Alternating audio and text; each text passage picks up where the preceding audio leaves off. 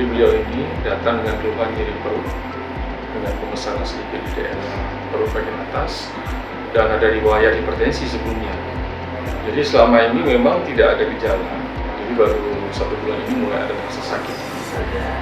Jadi setelah kita lakukan pemeriksaan dari segi angiografi dan pemeriksaan fisik, ternyata dijumpai ada pelebaran dari pembuluh darah aorta abdominalis atau pembuluh darah besar di dalam perut.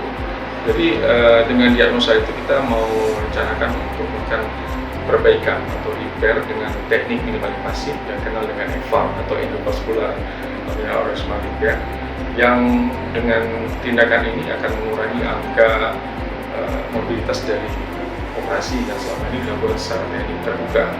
Nah ini di mana nanti akan dilakukan pemasangan graf pembuluh darah pada pembuluh darah besar di daerah perut. Dan ini biasanya dilakukan untuk pasien-pasien dengan mortalitas atau mobilitas yang tinggi. Dan sebenarnya ini adalah kasus-kasus yang memang suatu tindakan emergensi ya, untuk beberapa kasus di mana risiko untuk terjadi pembuluh darah yang pecah itu sangat besar. Dan di rumah sakit kita ini sudah dilakukan yang kedua. Yang kedua kali, yang pertama sudah berhasil, alhamdulillah. Ini yang kedua. Mudah-mudahan nanti dengan keberhasilan ini ke depan tindakan di rumah sakit kita dalam hal kasus-kasus seperti ini bisa lebih baik lagi.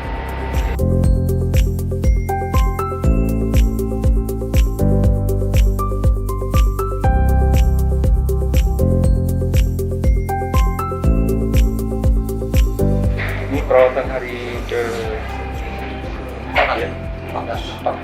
14 ya? 14, tapi pas operasinya hari berapa?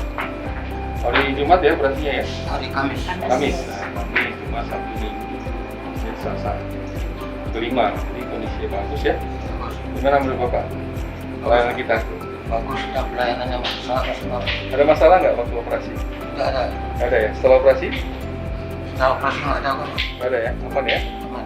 Saya nih operasi kita yang paling bagus nih ya? Semuanya baik. Mudah-mudahan nanti kita sembuh Pak ya? Terima kasih banyak. Penyakit saya penyakit pembuluh darah besar dan operasi besar.